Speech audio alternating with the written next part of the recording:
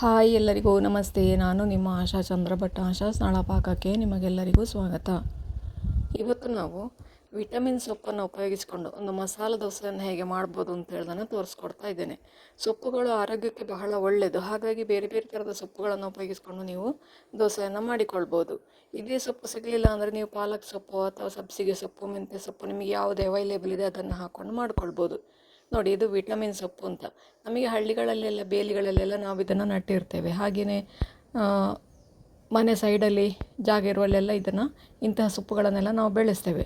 ನನ್ನ ಹತ್ರ ಇವತ್ತು ಎಳೆಯ ವಿಟಮಿನ್ ಸೊಪ್ಪಿತ್ತು. ಹಾಗೆ ಇದನ್ನು ಒಂದು ಸ್ವಲ್ಪ ಕೊಯ್ದುಕೊಂಡು ದೋಸೆಗೆ ಹಾಕ್ಕೊಳ್ತಾ ಇದ್ದೇನೆ. ಇದು ಆರೋಗ್ಯಕ್ಕೆ ತುಂಬ ಒಳ್ಳೆಯದು. ಹೆಸರೇ ಹೇಳುವಾಗೆ ವಿಟಮಿನ್ ರಿಚ್ ಇದು.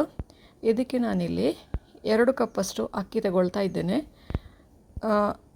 ನಾನಿಲ್ಲಿ ಸಾಧಾರಣವಾಗಿ ಒಂದು 5ರಿಂದ 6 ಜನಕ್ಕೆ ಆಗುವಷ್ಟು ಮಾಡ್ತಾ ಇದ್ದೇನೆ. ಇದಕ್ಕೆ 1 ಹಿಡಿಯಷ್ಟು ಉದ್ದಿನಬೇಳೆ, 1 ಹಿಡಿಯಷ್ಟು ಕಡಲೆಬೇಳೆ, 1 ಹಿಡಿಯಷ್ಟು ತೊಗರಿಬೇಳೆ, ಹಾಗೆಯೇ 1 ಟೇಬಲ್ ಸ್ಪೂನಷ್ಟು ಮೆಂತೆ, 1 ಹಿಡಿಯಷ್ಟು ಅಲಸಂದೆ ಬೀಜ, ಲೋಬಿಯಾ ಅಂತ ಏನು ಹೇಳ್ತೇವೆ ಅದನ್ನು ಹಾಕ್ಕೊಂಡು ಒಂದು 4-5 ಗಂಟೆ ಇದನ್ನು ನೆನೆ ಹಾಕ್ತೇನೆ. ಮೊದಲಿಗೆ ಇದಕ್ಕೆ ನೀರು ಹಾಕ್ಕೊಂಡು ಚೆನ್ನಾಗಿ ತೊಳ್ಕೊಳ್ಬೇಕು. ಒಂದು 3-4 ಸತಿ ತೊಳ್ಕೊಳ್ಬೇಕು. ಅಕ್ಕಿಯಲ್ಲಿ ಧೂಳಿರ್ತದೆ. ಹಾಗೆಯೇ ಅದು ರೇಷನ್ ಅಕ್ಕಿ ಅಂತ ಆದರೆ ಅದರಲ್ಲಿ ಕಸ ಎಲ್ಲ ಇರ್ತದೆ. ಹಾಗೆ ಅದನ್ನೆಲ್ಲ ಚೆನ್ನಾಗಿ ತೊಳ್ಕೊಳ್ಬೇಕು. ಇದು ನೋಡಿ, ಈ ಥರ ಮೆತ್ತಗೆ ಆಗಬೇಕು. ಒಂದು 4ರಿಂದ 5 ಗಂಟೆ ಬೇಕಾಗ್ತದೆ. ಇದಕ್ಕೀಗ 1 ಕಪ್ಪಷ್ಟು ಬೇಯಿಸಿದ ಅನ್ನ, ಇದು ಬೆಳ್ತಿಗೆ ಆದರೂ ಆಗ್ತದೆ, ಕುಚ್ಚಿಲಾದರೂ ಆಗ್ತದೆ. ರುಚಿಗೆ ಬೇಕಾದಷ್ಟು ಉಪ್ಪು, ಹಾಗೆಯೇ 1 ಹಿಡಿಯಷ್ಟು ವಿಟಮಿನ್ ಸೊಪ್ಪು ಹಾಕಿಕೊಳ್ತಾ ಇದ್ದೇನೆ. ನಾನೊಂದು 7-8 ದಂಡು ಕೊಯ್ದುಕೊಂಡು ಬಂದೆ. ಅದನ್ನು ಮಿಕ್ಸರ್ ಜಾರಿಗೆ ಹಾಕ್ಕೊಂಡು ಈ ಎಲ್ಲವನ್ನು ಕೂಡ ಹಾಕ್ಕೊಂಡು ಅದನ್ನು ನುಣ್ಣಗೆ ರುಬ್ಬಿಕೊಂಡು ಪೇಸ್ಟ್ ಮಾಡಿ ಒಂದು ಪಾತ್ರೆಗೆ ಹಾಕ್ಕೊಳ್ಳುವ. ಒಂದೇ ಸತ್ತಿಗೆ ರುಬ್ಬಲಿಕ್ಕೆ ಆಗೋದಿಲ್ಲ. ಯಾಕೆಂದರೆ ಬೇಳೆ ಹಾಕಿದ ಕೂಡಲೇ ಅದು ಹಿಟ್ಟು ನಾವು ಅರ್ಧ ಹಾಕಿದರೆ ರುಬ್ಬಿ ಆಗುವಾಗ ಫುಲ್ ಆಗ್ತದೆ. ಹಾಗಾಗಿ ಅದನ್ನು 2 ಸತಿ ಹಾಕ್ಕೊಂಡು ರುಬ್ಬಿಕೊಳ್ತಾ ಇದ್ದೇನೆ. ನೋಡಿ, ಹಿಟ್ಟಿಗೆ ನೋಡಿ ಎಷ್ಟು ಚೆಂದ ಕಲರ್ ಬಂದಿದೆ ಅಂತ ಹೇಳ್ಕೊಂಡು.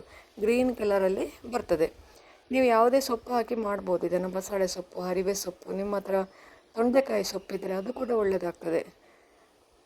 ಈಗ ಇದಕ್ಕೆ ಉಳಿದ ಸಾಮಗ್ರಿಗಳನ್ನು ಹಾಕ್ಕೊಂಡು ರುಬ್ಬಿಕ್ಕೆ ಎಷ್ಟು ಬೇಕು ಅಷ್ಟು ನೀರು ಹಾಕ್ಕೊಂಡು ಎಲ್ಲವನ್ನು ಕೂಡ ರುಬ್ಬಿ ಒಂದು ಪಾತ್ರೆಗೆ ಹಾಕ್ಕೊಂಡು ಚೆನ್ನಾಗಿ ಕೈಯಲ್ಲೇ ಮಿಕ್ಸ್ ಮಾಡ್ಕೊಳ್ಳಿ. ಯಾವಾಗಲೂ ಹಿಟ್ಟನ್ನು ಸೌಟಿಂದ ಮಿಕ್ಸ್ ಮಾಡಬಾರ್ದು, ಕೈಯಲ್ಲಿ ಮಿಕ್ಸ್ ಮಾಡಬೇಕು. ಆವಾಗ ನಿಮಗೆ ಚಳಿ ಇದ್ದರೆ ಕೂಡ ಅದು ಚೆನ್ನಾಗಿ ಮಿಕ್ಸ್ ಆಗ್ತದೆ. ನೀವು ಈ ಥರ ಸೌಟಿಂದ ಮಾಡೋದ್ರಿಂದಾಗಿ ಕೆಲವೊಮ್ಮೆ ಅದು ಹುಳಿ ಬರೋದಿಲ್ಲ. ಅದಕ್ಕೆ ನಾನು ಸೌಟಿಂದ ಮಾಡಿ ತೋರಿಸ್ತಾ ಇದ್ದೇನೆ. ಕೈಯಲ್ಲಿ ಮಾಡೋದ್ರಿಂದಾಗಿ ನಮ್ಮ ಕೈಯ ಬಿಸಿ ಅದಕ್ಕೆ ತಾಗ್ತದೆ. ಆವಾಗ ಚೆನ್ನಾಗಿ ಹುಳಿ ಬರ್ತದೆ ಹಿಟ್ಟು. ಇದನ್ನೇ ಈಗ ಮುಚ್ಚಳ ಮುಚ್ಚಿ ಒಂದು 7ರಿಂದ 8 ಗಂಟೆ, ಅಂದರೆ ರಾತ್ರಿ ರುಬ್ಬಿಟ್ಟಿದ್ದೀನಿ ನಾನು, ಬೆಳಿಗ್ಗೆ ತೆಗಿತಾ ಇದ್ದೇನೆ. ಈಗ ನೋಡಿ ಎಷ್ಟು ಚೆನ್ನಾಗಿ ಹುಳಿ ಬಂದಿದೆ ಅಂತ ಹೇಳ್ಕೊಂಡು. ಆರಾಮವಾಗಿ ನಮಗೆ ಪೇಪರ್ ದೋಸೆ ಚೆನ್ನಾಗಿ ಮಾಡಲಿಕ್ಕೆ ಬರ್ತದೆ. ನೋಡಿ, ಹಿಟ್ಟಿನ ಹದ ನೋಡ್ಕೊಳ್ಳಿ. ಈ ಥರ ಇಷ್ಟು ಹದ ಇದ್ದರೆ ಸಾಕು. ತುಂಬ ತೆಳ್ಳಗೆ ಕೂಡ ಬೇಡ, ತುಂಬ ದಪ್ಪ ಕೂಡ ಬೇಡ. ಇಷ್ಟು ಹದ ಇದ್ದರೆ ನಮಗೆ ಚೆನ್ನಾಗಿ ದೋಸೆ ಒಯ್ಯಲಿಕ್ಕೆ ಬರ್ತದೆ ಇದು. ಈಗ ತವ ಕಾಯಲಿಕ್ಕೆ ಇಟ್ಟು ಇದಕ್ಕೆ 1 ಸೌಟು ಹಿಟ್ಟು ಹಾಕ್ಕೊಂಡು ತೆಳ್ಳಗೆ ಪೇಪರ್ ದೋಸೆ ಮಾಡಿಕೊಳ್ಬೇಕು. ಫಸ್ಟಿಗೆ ದೋಸೆ ಯಾವಾಗಲೂ ಹಚ್ಚುವಾಗಲೇ ತೆಳ್ಳಗೆ ಹಚ್ಚಿಕೊಳ್ಬೇಕು. ನೀವು ತಟ್ಟೆಯಿಂದ ಆಗಿದ್ರೆ ತಟ್ಟೆಯಿಂದ ಕೂಡ, ಅಂದರೆ ನಾವು ಏನು ಹೇಳ್ತೇವೆ ಇಡ್ಲಿ ತಟ್ಟೆ ಎಲ್ಲ ಇರ್ತದಲ್ಲ, ಅದರಲ್ಲಿ ಕೂಡ ಮಾಡಲಿಕ್ಕೆ ತುಂಬ ಸುಲಭ ಆಗ್ತದೆ. ನಾನು ಸೌಟಲ್ಲೇ ಮಾಡ್ಕೊಳ್ಳೋದು. ಈಗ ನೋಡಿ, ಮುಚ್ಚಳ ಮುಚ್ಚಿ 1 ನಿಮಿಷ ಅದನ್ನು ಬೇಯಿಸ್ಕೊಳ್ಳಿ. ನಂತರ ಅದಕ್ಕೆ ತುಪ್ಪ ಹಾಕಿದ ನಂತರ ನೀವು ಆ ದೋಸೆಯನ್ನು ಎಬ್ಬಿಸಬೇಕು. ತವದಿಂದ ಎಬ್ಬಿಸಿ ಅದನ್ನು ರೋಸ್ಟ್ ಆಗಲಿಕ್ಕೆ ಬಿಡಬೇಕು. ತವದಲ್ಲಿ ಅಂಟಿಕೊಂಡೇ ರೋಸ್ಟ್ ಆದರೆ ಅದು ಕಪ್ಪಾಗ್ತದೆ ತಳಭಾಗ. ತವದಿಂದ ಎಬ್ಬಿಸಿ ಮಾಡಿದರೆ ಅದು ಕ್ರಿಸ್ಪಿಯಾಗಿ ಗರಿಗರಿಯಾಗಿ ನಿಮಗೆ ದೋಸೆ ಸಿಗ್ತದೆ. ಇದು ಒಂದು ಸಣ್ಣ ಟಿಪ್. ಇದು ಯಾವಾಗಲೂ ಇಂತಹ ಸಣ್ಣ ಸಣ್ಣ ಟಿಪ್ಗಳಿಗಾಗಿ ನಮ್ಮ ಚಾನಲನ್ನು ಸಬ್ಸ್ಕ್ರೈಬ್ ಮಾಡ್ಕೊಳ್ಳಿ. ನಾವು ಯಾವಾಗಲೂ ಇಂಥ ಟಿಪ್ಗಳನ್ನು ಕೊಡ್ತಾ ಇರ್ತೇವೆ. ನೋಡಿ, ಗರಿಗರಿಯಾದ ನಿಮ್ಮ ಮಸಾಲೆ ದೋಸೆ ರೆಡಿ ಆಯಿತು. ಬಾಜಿ ಮಾಮೂಲಾಗಿ ನಾನು ಯಾವಾಗಲೂ ಮಾಡುವಂತಹದ್ದೇ. ಇದರ ರೆಸಿಪಿ ಕೂಡ ನಮ್ಮ ಚಾನಲಲ್ಲಿ ಉಂಟು, ನೀವು ಅದನ್ನು ಕೂಡ ಚೆಕ್ ಮಾಡಿಕೊಳ್ಬೋದು. ಮಾಮೂಲಾಗಿ ಬಟಾಟೆ ಈರುಳ್ಳಿ ಹಾಕಿದಂತಹ ಬಾಜಿಯನ್ನೇ ನಾನು ಸರ್ವ್ ಮಾಡ್ತಾ ಇದ್ದೇನೆ. ರುಚಿಯಾದ ಆರೋಗ್ಯಕರವಾದ ವಿಟಮಿನ್ ದೋಸೆ ರೆಡಿ ಆಯಿತು. ನೀವು ಕೂಡ ಒಮ್ಮೆ ಖಂಡಿತ ಟ್ರೈ ಮಾಡಿ ನೋಡಿ ಹೇಗಾಯಿತು ಅಂತೇಳಿ ಕಮೆಂಟ್ ಮೂಲಕ ನನಗೆ ತಿಳಿಸಿ.